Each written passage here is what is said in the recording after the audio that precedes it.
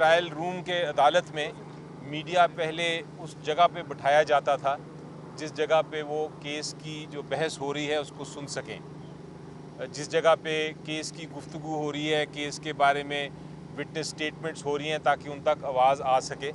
यही मकसद होता है ओपन ट्रायल का।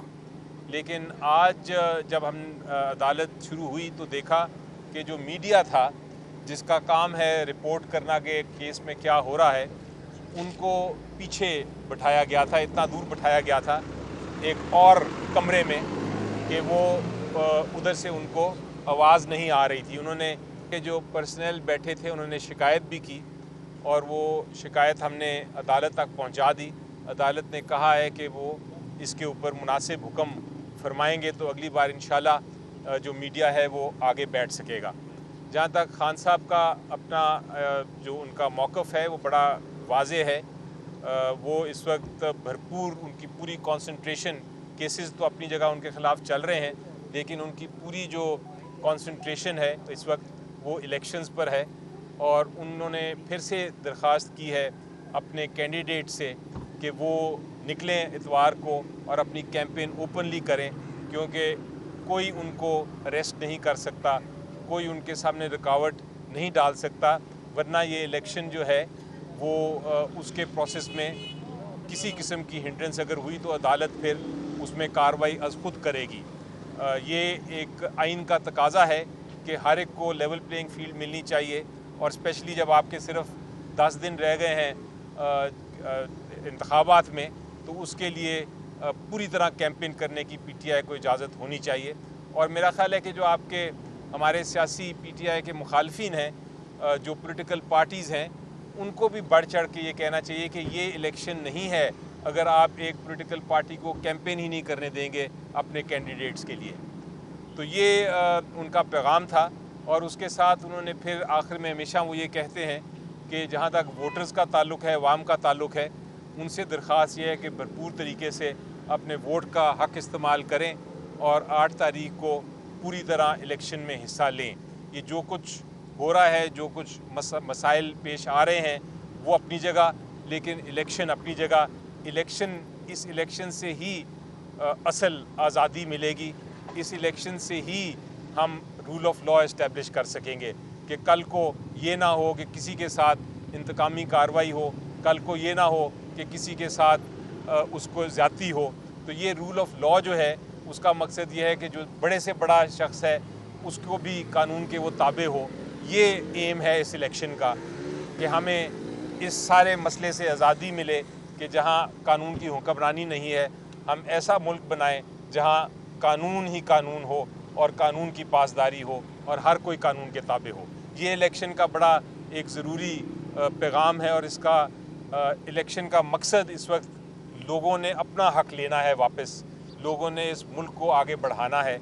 ये पैगाम है जो अंदर से आया है जो मैंने आपको दिया। अच्छा, ये बताइएगा कि खान साहब ने ये कहा कि समाअत जो है इलेक्शन के बाद तक रखी जाए, तो फिर जज की तरफ से क्या रिमार्क्स है, उन्होंने क्या जवाब दिया कि पहले होनी चाहिए या नहीं होनी चाहिए? वो ये कहा तो सही, लेकिन जज साहब ने ये कहा कि अभी बहुत सारे गवाह आने हैं, कार्रवाई मैं करूँगा। और ठीक है, वो अपनी जगह एक केस चला रहे हैं, लेकिन जो क्रॉस एग्जामिनेशन का हक़ है, जो जिरा का हक़ है, जो शहादत पेश करने का हक़ है, जो कानूनी हमारे तकाज़े हैं एक वकील के हैसियत से कानून के मुताबिक, वो सारे अदालत को पूरे करने पड़ेंगे।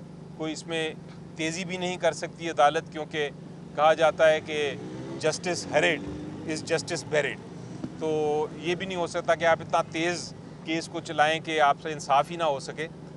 ज़रूरी ये है कि आप कानून के तकाज़े पूरे करते हुए चलाएं। वो 8 फरवरी से आप केस जाता है तो वो जाएगा, उसमें कौन सा कोई इलेक्शन से तो इसका ताल्लुक़ नहीं होना चाहिए केसेस का। अच्छा, दूसरा ये बताइएगा कि टिकट्स के हवाले से बड़े सारे इश्यूज़ आ रहे हैं, जैसे रावलपिंडी में भी है, इस तरह कराची में भी बड़े सारे इश्यूज़ आ रहे हैं टिकट्स के हवाले से।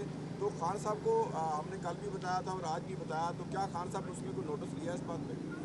जी देखें, जहाँ तक टिकट्स का ताल्लुक़ है, कैंडिडेट्स का ताल्लुक़ है, वो अब उनका असेसमेंट करने के बाद वो फाइनलाइज हो चुका हुआ है। अब 10 दिन पहले हैं वो ये वो चीज़ गलत है। वहाँ पे जस्टिफाइड, और वो नहीं है, जस्टिफाइड कैंडिडेट्स कराची के अंदर नहीं हुए हैं। वहाँ पे जो पहले कमेटी थी वही फिर से कमेटी बनी है। उन्होंने एक लॉबी ने दूसरी लॉबी के नाम डाले, उसमें जो वर्कर्स थे वो सब नहीं आए हैं, जिसमें उमर अयूब साहब की भी मेरे पास कॉल आई थी और वो मुझे प्रेशराइज कर रहे थे कि ये कोर कमेटी का फैसला है। खान जो फैसले दे गए उन फैसलों के ऊपर अमल दरामद नहीं किया जा रहा। ये बात हम खान के अपने घर से भी सुन चुके हैं कि हमारे फैसलों पे अमल दरामद नहीं किया जा रहा, तो और हम बहरहाल इस चीज़ आपका को कोई कभी और भी सवाल बर्दाश्त है? नहीं करेंगे। कोई और सवाल है? इन्होंने तो कर दी बात। आप भी इस चीज़ को इग्नोर ही कर रहे हैं। जी, पीटीआई उम्मीदवारों की तरफ से इलेक्शन कैंपेन नहीं की जा रही जिस तरह बाकी उम्मीदवार कर रहे हैं। देखिए तो ये कैसे लड़ेंगे आप अगर आप देखें इस वक्त जो पोजीशन है, हकीकत ये है कि जो हमारे कैंडिडेट्स हैं उनके पास पब्लिक खुद आ रही है। अमूमन हमने इलेक्शन में देखा है कि कैंडिडेट्स पब्लिक के पास जाते हैं और कहते हैं कि हमारी बात सुनो। इस इलेक्शन में उल्टा हिसाब है कि जो कैंडिडेट्स चूँकि नहीं निकल पा रहे, उस तरह इलेक्शनिंग नहीं करने की इजाज़त उनको जिस तरह नॉर्मल इलेक्शन में की जाती है, तो अवाम जो है वो कैंडिडेट के पास खुद आके उनकी बातें सुन रही है। तो ये इलेक्शन का मज़ा है। ये आप एक कैंडिडेट को रोकते हैं, आप उसको कैंपेन नहीं करने देते, लेकिन लोग फिर खुद ही आके उसकी कैंपेन कर देते हैं। कल के बयान के बारे में क्या कहेंगे? उन्होंने कहा कि जिस तरीके से नवाज शरीफ को लाया जा रहा है तो ये इलेक्शन फेयर नहीं होंगे, और पहले भी जिस तरह इलेक्शन होते रहे हैं इस तरह लाएंगे तो फिर क्या ये इलेक्शन ज़्यादा से ज़्यादा जो हुकूमत है वो 1 साल या ज़्यादा चलेगी? देखिए इसमें कोई शक नहीं है कि इस इलेक्शन को, ये जो सिलेक्शन है जिसको मैं कहता हूँ, इस सिलेक्शन को इलेक्शन में तब्दील करना है। उसके लिए सबसे ज़रूरी चीज़ ये है कि अवाम अपने वोट का हक़ इस्तेमाल करे। अगर अवाम वोट का हक़ इस्तेमाल करेगी तो फिर ये सिलेक्शन नहीं रहेगी, फिर इलेक्शन बनेगा इंशाल्लाह। ऋषि साहब, गवाहान पर आज जिरा हुई है तो कहा जाता है कि गवाहान से जब सवाल नहीं हुई भाई, जिरा हुई नहीं है। तरफ से पूछे जाते हैं तो उस पर वो खामोश हो जाते हैं और प्रॉपर जवाब नहीं देते। क्या ये मसला अंदर आ रहा है सामने? जी देखिए, आज तो अभी चूँकि कार्रवाई नहीं हुई तो उसमें कोई क्रॉस एग्जामिनेशन या जिरा नहीं हुई, लेकिन बहरहाल जो भी अदालत में होता है, जो जब आपका गवाह को अगर आप पूरी तरह ना जिरा करने दें तो फिर वकील जो हैं वो एतराज़ करते हैं, मीडिया उसको सुन लेता है। इसीलिए हम चाहते हैं कि मीडिया को जो बैक सीट मिली है आज, वो वापस फ्रंट सीट पे आके कार्रवाई सुन सकें ताकि वो रिपोर्ट कर सकें। थैंक यू जी। Thank you sir.